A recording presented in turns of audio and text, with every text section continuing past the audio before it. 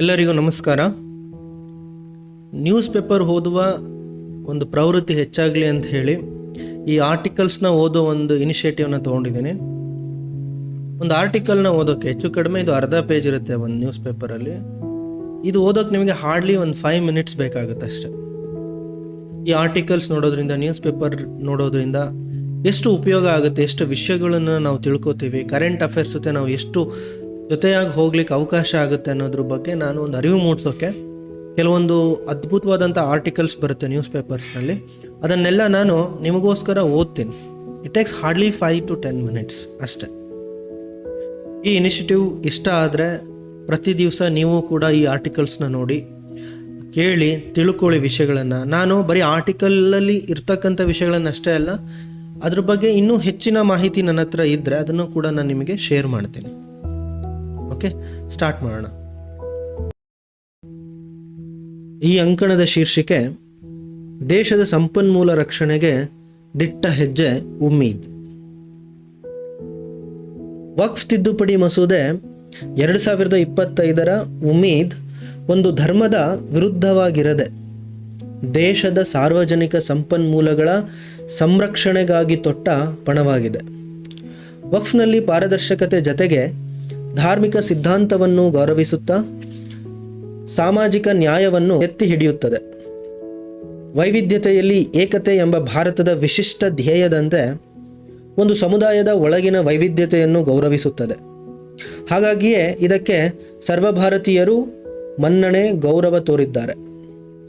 ಲೋಕಸಭೆ, ರಾಜ್ಯಸಭೆಯಲ್ಲಿ bill pass ಆಗುತ್ತಲೇ ಸ್ವತಃ Muslim ಮಹಿಳೆಯರೇ ಸಂಭ್ರಮಿಸಿ ಉಮ್ಮೀದ್ ಅನ್ನು ಒಪ್ಪಿಕೊಂಡಿದ್ದಾರೆ. ಈವರೆಗೂ ಭಾರತೀಯ ಸಂವಿಧಾನ, ನ್ಯಾಯಾಂಗ ವ್ಯವಸ್ಥೆಯಿಂದ ಅಂತರ ಕಾಯ್ದುಕೊಂಡಿದ್ದ ವಕ್ಫ್ ಮಂಡಳಿ ಆಡಳಿತದಲ್ಲಿ ಪಾರದರ್ಶಕತೆ ಕೊರತೆ ಬಹುದೊಡ್ಡ ಸಮಸ್ಯೆಯಾಗಿತ್ತು. ಇತ್ತೀಚಿನ ದಿನಗಳಲ್ಲಿ ಬಲಾಢ್ಯರಿಂದ ವಕ್ಫ್ ಆಸ್ತಿ ಕಬಳಿಕೆ, ದುರ್ಬಳಕೆ ಬಹುವಾಗಿತ್ತು. ಇನ್ನೊಂದೆಡೆ ವಕ್ಫ್ ಸಹ ಮಿತಿಮೀರಿದ ವಿವಾದ, ದೂರುಗಳನ್ನು ಸೃಷ್ಟಿಸಿತ್ತು. ದೇಶ ಮತ್ತು ಸಮಾಜದ ಹಿತದೃಷ್ಟಿಯಿಂದ ಇದಕ್ಕೆಲ್ಲ ಮೂಗುದಾರ ಹಾಕುವ ಅಗತ್ಯ, ಅನಿವಾರ್ಯತೆ ಎದುರಾಗಿ ಉಮ್ಮೀದ್ ಜಾರಿಗೊಂಡಿದೆ. ಒಂದೇ ಒಂದು ಸಮುದಾಯದ ಮತ್ತು ಧರ್ಮಕ್ಕೆ ಅನ್ವಯಿಸುವಂತಹ ವಕ್ಫ್ ಕಾಯ್ದೆ ಜಗತ್ತಿನ ಯಾವ ಮುಸ್ಲಿಂ ರಾಷ್ಟ್ರಗಳಲ್ಲೂ ಇಲ್ಲ. Pakistan, Saudi Arabia, Egypt, Kuwait, Oman, Bangladesh, ಟರ್ಕಿಯಲ್ಲಿ ವಕ್ಫ್ ನಿರ್ವಹಣೆ ಬಗ್ಗೆ ಅಂತಾರಾಷ್ಟ್ರೀಯ ಮಟ್ಟದಲ್ಲಿ ವಿಶ್ಲೇಷಣೆಗೆ ಒಳಪಡಿಸಿದ್ದು, ಎಲ್ಲೆಡೆ ವಕ್ಫ್ ಆಸ್ತಿಗಳನ್ನು ಸರ್ಕಾರದ ಕಾನೂನಿನನ್ವಯವೇ ನಿರ್ವಹಿಸಲಾಗುತ್ತಿದೆ. ಆದರೆ ಭಾರತದಲ್ಲಿ ಮಾತ್ರ ವ್ಯತಿರಿಕ್ತವಾಗಿದೆ. ಹೀಗಾಗಿ ವಸಾಹತುಶಾಹಿ ವಕ್ಫ್ ಶಾಸನ ರದ್ದತಿ ತುರ್ತು ಅಗತ್ಯವಾಗಿತ್ತು. ಭಾರತ ಜಾತ್ಯತೀತ ರಾಷ್ಟ್ರ ನಿಜ, ಆದರೆ ಈ ದೇಶದ ಸಂವಿಧಾನ ಮತ್ತು ಕಾನೂನು ಎಲ್ಲರಿಗೂ ಒಂದೇ ಎಂಬುದನ್ನು ಪ್ರತಿಪಾದಿಸಲು ವಕ್ಫ್ ಅನ್ನು ಭಾರತೀಯ ನೆಲದ ಕಾನೂನು ಚೌಕಟ್ಟಿನೊಳಗೆ ತರಬೇಕಿತ್ತು. ಪ್ರಧಾನಿ ನರೇಂದ್ರ ಮೋದಿ ನೇತೃತ್ವದ NDA ಸರ್ಕಾರ ಉಮ್ಮೀದ್ ಜಾರಿಗೊಳಿಸುವ ಮೂಲಕ ಅದನ್ನು ಸಾಕಾರಗೊಳಿಸಿದೆ. ವಕ್ಫ್ ಕಾಯ್ದೆಯ ನ್ಯೂನತೆಗಳನ್ನು ನಿವಾರಿಸಿ ವಕ್ಫ್ ವ್ಯಾಖ್ಯಾನಕ್ಕೆ ಉಮ್ಮೀದ್ ಎಂಬ ಹೊಸ ಸ್ಪರ್ಶ ನೀಡಿದೆ. ವಕ್ಫ್ ಕಾಯ್ದೆ ತಿದ್ದುಪಡಿ ಮಸೂದೆ ರೂಪಿಸುವ ಮುನ್ನ ಕೇಂದ್ರ ಅಲ್ಪಸಂಖ್ಯಾತ ವ್ಯವಹಾರಗಳ ಸಚಿವಾಲಯ ಸಾಕಷ್ಟು ಬಾರಿ ಸಮಾಲೋಚನೆ ನಡೆಸಿದೆ.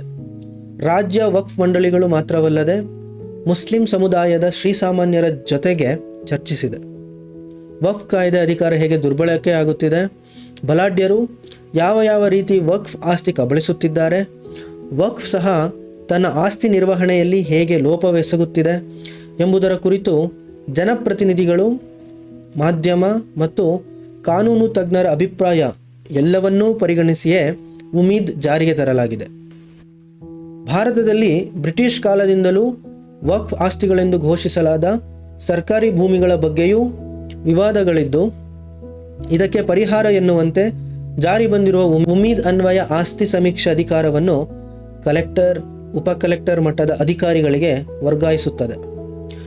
ವಿವಾದಗಳು ಎದುರಾದಲ್ಲಿ ವಕ್ಫ್ ಟ್ರಿಬ್ಯುನಲ್ನಿಂದ ಹೈಕೋರ್ಟ್ಗೆ ಮೇಲ್ಮನವಿ ಸಲ್ಲಿಸಲು ಅವಕಾಶವಾಗಿ ಪ್ರಕರಣಗಳು ಶೀಘ್ರ ಇತ್ಯರ್ಥವಾಗುತ್ತವೆ. ವಕ್ಫ್ನಲ್ಲಿ ಸೆಕ್ಷನ್ 40 ರದ್ದುಪಡಿಸಿ ಏಕಪಕ್ಷೀಯ ಅಧಿಕಾರಕ್ಕೆ ಅಂತ್ಯ ಹಾಡಿ ಹೊಣೆಗಾರಿಕೆಯನ್ನು ಹೆಚ್ಚಿಸುತ್ತದೆ.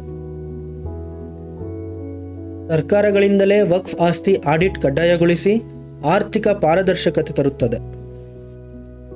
ಕೇಂದ್ರ ಮತ್ತು ರಾಜ್ಯ ವಕ್ಫ್ ಮಂಡಳಿಗಳಲ್ಲಿ ಕನಿಷ್ಠ 2 ಮುಸ್ಲಿಮೇತರ ಸದಸ್ಯರು ಹಾಗೂ ಮಹಿಳಾ ಸದಸ್ಯರ ಸೇರ್ಪಡೆ ಕಡ್ಡಾಯಗೊಳಿಸಿ ಮುಸ್ಲಿಂ ಸಮುದಾಯದಲ್ಲಿ ಸಾಮಾಜಿಕ ನ್ಯಾಯವನ್ನು ಎತ್ತಿ ಹಿಡಿಯುತ್ತದೆ. ವಕ್ಫ್ ಆಡಳಿತದಲ್ಲಿ ಬಲಾಢ್ಯರ ಹಸ್ತಕ್ಷೇಪವನ್ನು ಕೊನೆಗಾಣಿಸಿ ಎಲ್ಲ ವರ್ಗಗಳ ದುರ್ಬಲರಿಗೂ ಅವಕಾಶ ಕಲ್ಪಿಸುತ್ತದೆ. ಶಿಯಾ, ಸುನ್ನಿ, ಬೋರಾ, ಆಗಾ ಖಾನಿ ಮುಂತಾದ ಉಪವರ್ಗಗಳ ಪ್ರತಿನಿಧಿತ್ವದೊಂದಿಗೆ ಮುಸ್ಲಿಂ ಸಮುದಾಯದೊಳಗಿನ ವೈವಿಧ್ಯತೆಯನ್ನು ಗೌರವಿಸಿದೆ.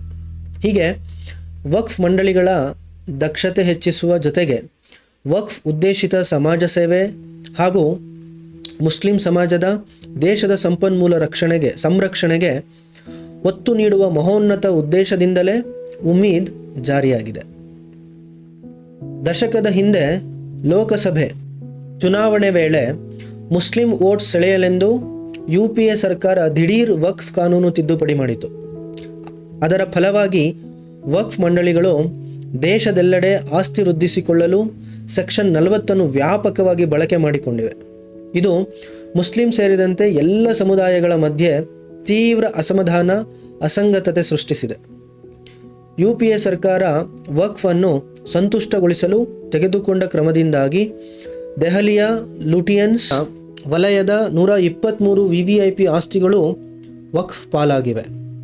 ಒಂದು ಶತಮಾನದ ಅವಧಿಯಲ್ಲಿ 18 ಲಕ್ಷ ಎಕರೆ ಭೂಮಿ ಹೊಂದಿದ್ದ ವಕ್ಫ್ ನಂತರದಲ್ಲಿ ಕಾಂಗ್ರೆಸ್ ಕೃಪಾಶೀರ್ವಾದದಿಂದ ಒಂದೇ ದಶಕದಲ್ಲಿ ಮತ್ತೆ 21 ಲಕ್ಷ ಎಕರೆ ಹೆಚ್ಚುವರಿ ಭೂಮಿ ಪಡೆದು 39 ಲಕ್ಷ ಎಕರೆಗೆ ವಿಸ್ತರಿಸಿಕೊಂಡಿದೆ. ಭಾರತದಲ್ಲಿ ವಕ್ಫ್ ಮಂಡಳಿಯಡಿ 3,56,051 ಎಸ್ಟೇಟ್, 8,72,328 ಸ್ಥಿರ ಆಸ್ತಿ, 16,713 ಚರಾಸ್ತಿಗಳು ನೋಂದಣಿಯಾಗಿವೆ. ದೇಶದಲ್ಲಿ ಅಂದಾಜು 1.2 ಲಕ್ಷ ಕೋಟಿ ಮೌಲ್ಯದ 39 ಲಕ್ಷ ಎಕರೆ ಆಸ್ತಿಗಳನ್ನು ನಿಯಂತ್ರಿಸುತ್ತಿರುವ ವಕ್ಫ್ ಕಡಿಮೆ ಎಂದರೂ 12,000 ಕೋಟಿ ಆದಾಯದಲ್ಲಿರಬೇಕಿತ್ತು. 12,000 ಕೋಟಿ. ಆದರೆ ತೀರಾ ಕನಿಷ್ಠ 168 ಕೋಟಿ ಆದಾಯ ಹೊಂದಿದೆ. ಬಲಾಢ್ಯರಿಗೆ ನೆಪಕ್ಕೆ ಎನ್ನುವಂತೆ ಕೇವಲ ರು 1, 2, 5, 10ರ ಒಂದಂಕಿ ದರದಲ್ಲಿ 20,000 ಆಸ್ತಿಗಳನ್ನು ಲೀಸ್ ನೀಡಿದೆ. ಇಂಥ ಅಕ್ರಮ ಆಸ್ತಿ ವ್ಯಾಜ್ಯ ಸಂಬಂಧಿತವಾಗಿ ಕೇಂದ್ರ ಅಲ್ಪಸಂಖ್ಯಾತರ ಸಚಿವಾಲಯದಲ್ಲಿ ಒಟ್ಟಾರೆ 40,951 ಪ್ರಕರಣಗಳಿವೆ. ಮುಸ್ಲಿಂ ಸಮುದಾಯದಿಂದಲೇ 9,942 ದೂರುಗಳು ದಾಖಲಾಗಿವೆ ಎಂಬುದು ಗಮನಾರ್ಹ. 2023ರಲ್ಲಿ UPA ಸರ್ಕಾರ ಎರಡೂ ಸದನಗಳಲ್ಲಿ ಕೇವಲ 5.5 ತಾಸು ಚರ್ಚಿಸಿ ರಾತ್ರೋರಾತ್ರಿ ತರಾತುರಿಯಲ್ಲಿ ವಕ್ಫ್ ತಿದ್ದುಪಡಿ ತಂದಿತ್ತು. ಆದರೆ ನಮ್ಮ NDA ಸರ್ಕಾರ ಉಮ್ಮೀದ್ ಜಾರಿಗೆ ಒಂದು ಪಾರದರ್ಶಕ ನಡೆಯನ್ನೇ ಅನುಸರಿಸಿದೆ. ಸದನದಲ್ಲಿ 16 ತಾಸು ನಿರಂತರ ಚರ್ಚೆ ನಡೆಸಿದೆ. ಇದಕ್ಕೂ ಮುನ್ನ 38 ಸಭೆಗಳನ್ನು ನಡೆಸಿ ಸುದೀರ್ಘ 113 ಗಂಟೆಗಳ ಕಾಲ ಸಮಗ್ರ ಸಮಾಲೋಚನೆ ನಡೆಸಿದೆ. ಇದಕ್ಕೆ ದೇಶಾದ್ಯಂತ ಸುಮಾರು 1 ಕೋಟಿ ಆನ್ಲೈನ್ ಸಲಹೆಗಳು ಬಂದಿವೆ. ಇವೆಲ್ಲವನ್ನು ಆಧರಿಸಿಯೇ ಉಮ್ಮೀದ್ ರಚಿಸಿದ್ದು. UPA ಅವಧಿಯಲ್ಲಾದ ಪ್ರಮಾದವನ್ನು ನಾವಿಂದು ಸರಿಪಡಿಸಿದ್ದೇವೆ.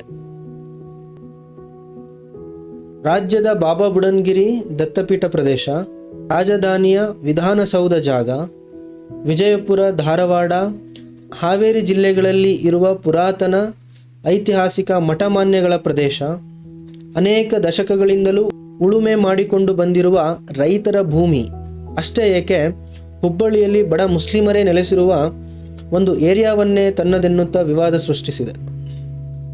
ವಕ್ಫ್ನ ಇಂಥ ಭೂ ಕಬಳಿಕೆ ನೀತಿಗೆ ಹಾವೇರಿ ಜಿಲ್ಲೆ ಹರನಗರಿ ಗ್ರಾಮದಲ್ಲಿ ಯುವ ರೈತ ರುದ್ರಪ್ಪ ಬಾಳಿಕಾಯಿ ಆತ್ಮಹತ್ಯೆ ಮಾಡಿಕೊಂಡ ದುರಂತ ನಮ್ಮ ಕಣ್ಮುಂದಿದೆ. ಇದೇ ಜಿಲ್ಲೆಯ ಕಡಕೋಳ ಗ್ರಾಮದಲ್ಲಿ ವಕ್ಫ್ ನೋಟಿಸ್ ಕಿಚ್ಚು ಹಚ್ಚಿತ್ತು. ಈ ಮಧ್ಯೆ ರಾಜ್ಯದಲ್ಲಿ ಸುಮಾರು 16,689 ಎಕರೆ ತನ್ನ ಆಸ್ತಿಯೇ ಒತ್ತುವರಿಯಾಗಿವೆ ಎನ್ನುತ್ತಿರುವ ವಕ್ಫ್ ವಾದ ನಿಜಕ್ಕೂ ವಿಪರ್ಯಾಸ ಮತ್ತು ಪ್ರಶ್ನಾರ್ಹವಾಗಿದೆ. ದೇಶಾದ್ಯಂತ ಹೀಗೆ ನಾನಾ ಅವಾಂತರ, ಅಕ್ರಮ, ಅನ್ಯಾಯಗಳಿಗೆ ಕಾರಣವಾಗುತ್ತಿದ್ದ ವಕ್ಫ್ ನಿಯಂತ್ರಣಕ್ಕಾಗಿ ಉಮೀದ್ ಜಾರಿಗೆ ಬಂದಿದೆ. ಆದರಿದು ಮುಸ್ಲಿಂ ಸಮುದಾಯದ ಒಂದೇ ಒಂದು ದರ್ಗಾ, ಮಸೀದಿಗಳಿಗೂ ಧಕ್ಕೆ ತರುವುದಿಲ್ಲ. ಬದಲಾಗಿ ಮುಸ್ಲಿಂ ಸಮಾಜದ ಎಲ್ಲ ವರ್ಗಗಳ ಮಹಿಳೆಯರು, ಬಡವರು ಮತ್ತು ದುರ್ಬಲರಿಗೆ ಬಲ ತುಂಬಲಿದೆ. ಒಟ್ಟಾರೆಯಾಗಿ ಉಮೀದ್ ಜಾರಿ ದೇಶದ ಸಂಪನ್ಮೂಲ ಸಂರಕ್ಷಣೆ, ಸೌಹಾರ್ದತೆಯತ್ತ ಪ್ರಧಾನಮಂತ್ರಿ ನರೇಂದ್ರ ಮೋದಿ ಅವರು ಇರಿಸಿದ ಐತಿಹಾಸಿಕ ಮತ್ತು ಕ್ರಾಂತಿಕಾರಿ ಹೆಜ್ಜೆಯಾಗಿದೆ. ಧನ್ಯವಾದಗಳು.